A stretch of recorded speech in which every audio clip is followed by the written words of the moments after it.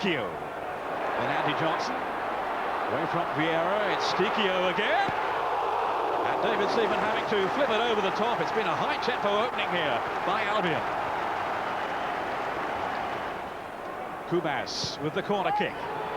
It goes Dicchio and scores with a thumping header. He's done it again.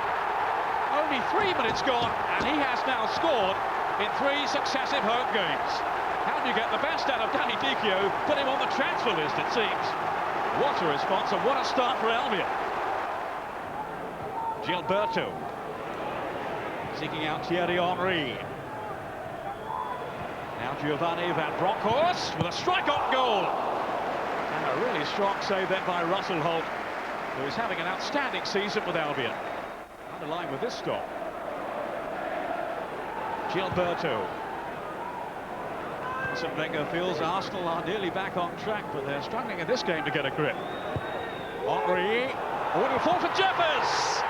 Albion got sloppy defensively, and Francis Jeffers, on this rare start in the Premiership, has nipped in to score, just reminding us here what a predator he can be in front of goal. Poor defending by Albion, and they've been fully punished. Kubas to swing this one over. It's Sigurdsson! Not far away, as Albion look to bounce back. Such a well-fighting cross then by Kubas. Darren Moore. Now Jason Robertson pursues, taking on Keown. Oh, off the post! How unlucky then. And how significant a moment could this be? With Arsenal defenders flat-footed, the post came to their rescue. Henry. Vieira's gone striding through the middle. They've got Robert Pires up as well. And Henry, who's continued his run, here he is, surely, no! Oh, goodness me, what a miss by Henry. He seemed to have completed the hard part. He can't believe it, his manager can't believe it. Set up then by Pires, and an open goal virtually gaping ahead of him. Up by Pires to Vieira. Now Ashley Cole. 4 in the middle for Arsenal, including Pires, and it should have been. Maybe defenders were distracted by Henry's presence, but there was no real challenge here on Pires. Darren Moore. No question, of course, of Arsenal settling for the 1 point. They are going for the win. Adam Chambers. All straight up Vieira, and Henry could be in here. Thierry Henry. It's 2-1 Arsenal. Agony for Adam Chambers, and euphoria for Arsenal.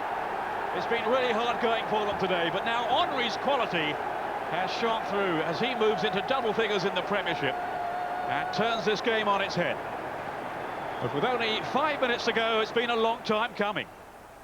Our problems today are like when we're in possession, we don't keep the ball well enough. Our passing's very lax, and consequently, you're just inviting pressure from world-class teams onto you for 90 minutes. We made it difficult. We were 1-0 up very early in the game, and then we had to chase the game. And there were a few turning points. It was always difficult, but we stretched them much better in the second half and created a few more chances, but it was tough. And the turning point, of course, was as well when at 1-1 they hit the post. And from then on, we won it. And I'm very happy that we won this kind of games, because it's very difficult. Actually, they were not at their sparkling best today, Arsenal, were they? No, they weren't, Des, and yet they've got the victory. Did the same against Middlesbrough recently at Highbury, won 2-0, didn't produce top-quality football.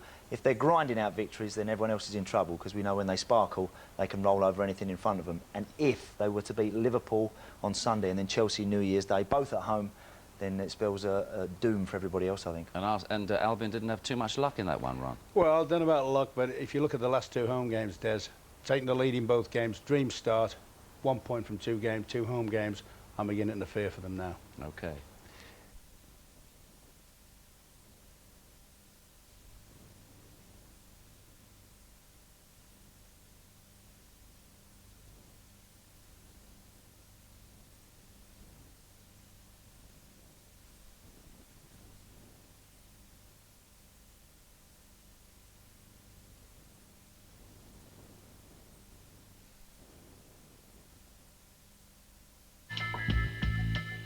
From flickering stars to standard bearers, 2002 saw an arsenal of talents become England's awesome force.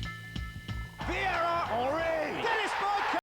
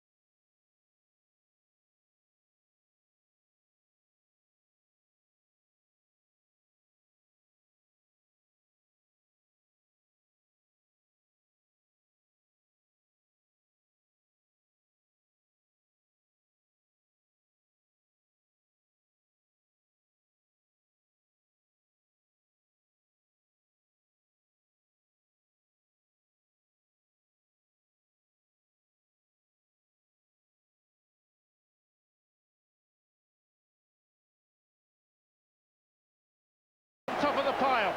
It's part of a progress of a team as well to learn that life is hard and top-level competition is very hard, and to beat anybody in a competitive world is very difficult. And we learned that. I think we learned that success is very fragile, and that's part of the development of a team. It was against Liverpool last December that Wenger's side first found their X-factor. Down to 10 men, they won to take the first step on a long, unbeaten run to history. Now Liverpool need to find their turning point, or their season ends here. Winless in 8 games, their blip has become a crisis of confidence from back to front. Our goals ratio was very, very good. We were scoring on a regular basis and everybody was chipping in. And that, in fairness, has dried up, and not just the forwards. Everybody else got to take responsibility.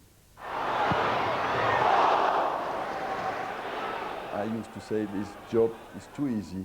When you win, you wonder why you're in there and well paid, and everybody thinks it's difficult. And it's too difficult when you don't win, because suddenly everything is, you have not one problem, you have suddenly 15, 20. I don't think anybody's ever won the championship at Christmas, and I think Arsenal have just gone top. The first time that they've been top at Christmas, I believe, and so be it. So things can change, things can turn round. I still think it's possible to come back even if they lose the game, but I would say then it will be as 34 and 70 against. It's too early to wipe anybody out at the moment. I was in charge last year when we went through a similar tricky period, and we went into a similar game against Manchester United away. We ended up beating Manchester United and going on a good run.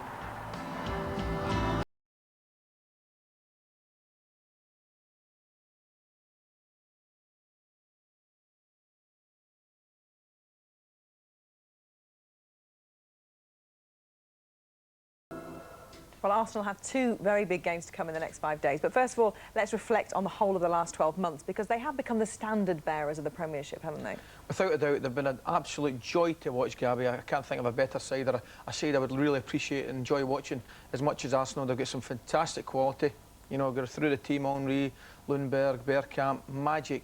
But the key man for me has been Sol Campbell. I think he's been sensational all year. They are an amazing attacking force, Clive, and the thing about them is that you know they're always probably going to score 2 goals a game. Their average is 2 goals a game.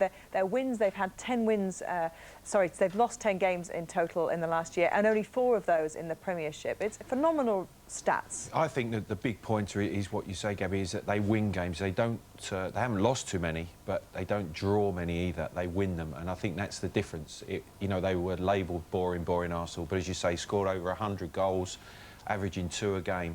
For teams to score then 3 against them to beat them, I think that just highlights the change in the nature in which they play their football.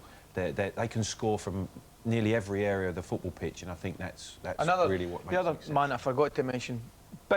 Everybody in football must be pleased to see Perez come back, and he's now just about top of it. Let's talk about Liverpool though, Ali, because a huge game tomorrow at Highbury. Last year, Arsenal went to Anfield and beat Liverpool, and really it set them going, didn't it, throughout the rest of it, set their records going throughout the rest of the year. this is as crucial for Liverpool tomorrow as it was for Arsenal last year? Oh, without a doubt. I mean, Liverpool are having a serious problem just now with loss of form, and they not seem to be scoring goals. If they get beat tomorrow, I think you could effectively rule them out the race. But they have got problems. There's no doubt about it. There seems to be a lack of confidence throughout the team at the moment. And of course, they lost their last away games, last 4 away games. Well, and they're going to probably the hardest place to get anyone wants to go tomorrow. And I just look at the Liverpool side, and there seems to be a distinct lack of confidence at the moment throughout the team. As we were talking earlier, they can't seem to buy a goal at the moment. And how difficult is that when you're a player in that situation? Have you been a player in that situation? Yeah, I've been in that situation. It is difficult, and obviously Gerrard has been changing the team consistently as well. So they've found it very difficult to get cohesion, to get that run. They have the good start, and then people wondered how they would respond once they were beaten. I just think they're still one-dimensional. They can't change the way they play at the moment. Well, the transfer window opens on Wednesday. Is the answer to go and spend? The speculation in the papers this morning that there's £15 million there for Houllier to spend. He wasn't available yesterday at the press conference because he was away on business. Is that the answer? See, from Liverpool's point of view just now, Gab, I honestly believe the most important thing for Liverpool Football Club is to qualify for the Champions League next year. I'm not saying rule out the Premiership this year, but effectively I am actually. I'm looking at things just now. They're 9 points behind Arsenal. Realistic aim. Realistic aim. I mean, there's Newcastle challenging. Can Everton keep the challenge going? They've got Chelsea, Manchester United are going for Champions League places and going for the title. I think realistically Liverpool have got to really just set their stall and get a Champions League place, which effectively means an awful lot of revenue and income to them. Thank you very much, Ali.